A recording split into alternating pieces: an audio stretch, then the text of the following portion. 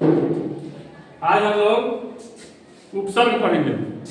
उपसर्ग की परिभाषा है कि उपसर्ग उस शब्दांश को कहते हैं जो किसी शब्द के पहले लगकर उस शब्द के अर्थ को बदल दे अर्थात परिवर्तित कर दे। अब उपसर्ग शब्द के अर्थ को कैसे बदलता है यह हम लोग समझेंगे। जैसे एक हार शब्द है, यहाँ एक हार शब्द है, इस हार शब्द में अलग अलग उपसर्गों के प्रयोग से अलग अलग अर्थ स्पष्ट हो रहे हैं। जैसे इस हार शब्द में प्र उपसर्ग लगाने के बाद से प्रहार शब्द बनता है जिसका अर्थ हो रहा है चोट। फिर यहाँ देख रहे हैं कि एक हार शब्द में आ उपसर्ग लगा दे रहे हैं तो यहाँ पर आहार शब्द बन रहा है जिसका अर्थ है भोजन। ठीक है। फिर यहाँ देख रहे हैं कि यहाँ हार जो शब्द है, इस हार शब्द में जब सम उपसर्ग लगाते हैं तो संहार बनता है जिस शब्द का अर्थ होता है नाश। फिर यहाँ देख रहे हैं कि हार शब्द है और इस हार शब्द में वी उपसर्ग लगाते हैं तो शब्द बनता है विहार जिसका अर्थ होता है भ्रमण। फिर एक चौथा शब्द जो है हार शब्द में परि उपसर्ग लगा के परिहार बनाते हैं जिस शब्द का अर्थ है अलग अलग करना या दूर करना, यानी अलग करना या दूर करना। इस प्रकार से उपसर्ग संस्कृत में 22 उपसर्ग हैं जिसको हम लोग पढ़ेंगे। जैसा कि हम लोगों ने 2-4 उदाहरण पढ़ा था, तो संस्कृत में उपसर्गों की संख्या 22 है। 22 कौन कौन सा है?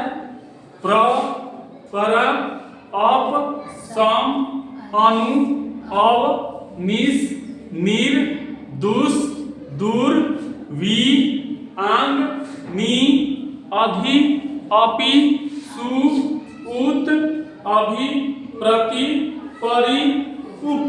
अब देखिए यहाँ एक शब्द है आंग, यानी आंग। आंग का मतलब होता है आ। ये जरूरी नहीं है कि जहां आएगा वहां आंग ही आएगा, आ भी आ सकता है। ठीक है। यानी इसका मूल रूप आ जो उपसर्ग है ना, जैसे हम पढ़ते हैं ना यहाँ पर, जैसे पढ़े हार जो शब्द था, इस हार में हमने क्या लगा दिया था? आ लगाया था। तो इसका मूल रूप आ का मूल रूप जो है ना वो है क्या? आंग है। मूल रूप इसका क्या है? आंग है। कहीं कहीं पर दिया रहेगा आंग प्लस हार, क्या बनाइएगा? आहार। क्यों? क्योंकि आंग का होता है क्या? आंग का मतलब होता है आ। ठीक है। तो इसको बनेगा आहार। ठीक है। और इसके विषय में उपसर्ग के संबंध में एक चर्चित श्लोक है, उस श्लोक को ही बता देते हैं। अब इस श्लोक के माध्यम से बतलाया गया है, श्लोक के द्वारा बतलाया गया है। वैसे कहा गया है कि उपसर्गेण धात्वर्थो बलादन्यत्र। उपसर्गेण अर्थात उपसर्ग के द्वारा, धात्वर्थो अर्थात धातु के अर्थ को बलादन्यत्र नियते। इसमें 2 पद है, एक है बलात्, बलात् प्लस अन्यत्र। हम लोग जानते हैं कि यदि व्यंजन वर्ण के बाद स्वर वर्ण हो तो यह व्यंजन वर्ण यदि किसी वर्ग के प्रथम वर्ण के बाद स्वर वर्ण, किसी वर्ग के प्रथम वर्ण के बाद स्वर वर्ण हो तो यह प्रथम वर्ण अपने ही वर्ग का तीसरा वर्ण लेता है। तो हो जाएगा ब, ला और तो क्या हो जाएगा? द हो जाएगा। लेकिन दो तो आधा है तो भी आधा होगा और इस तो में अ मिल जाएगा तो हो जाएगा, इस तो का द हुआ है आधा हुआ है तो द में जब अ मिल जाएगा तो पूरा द हो जाएगा और बाकी उतार देंगे। बलात् अन्यत्र अर्थात बलात् माने बलपूर्वक जबरदस्ती, अन्यत्र माने दूसरी जगह, नियते अर्थात ले जाया जाता है। अर्थात क्या करता है? उपसर्ग क्या करता है? उपसर्ग शब्द के अर्थ को जबरदस्ती एक जगह से दूसरी जगह लेके चला जाता है। जैसे एक हार जो था, उस हार से उपसर्ग क्या किया, अलग अलग उपसर्ग उसको अलग अलग ले गया ना।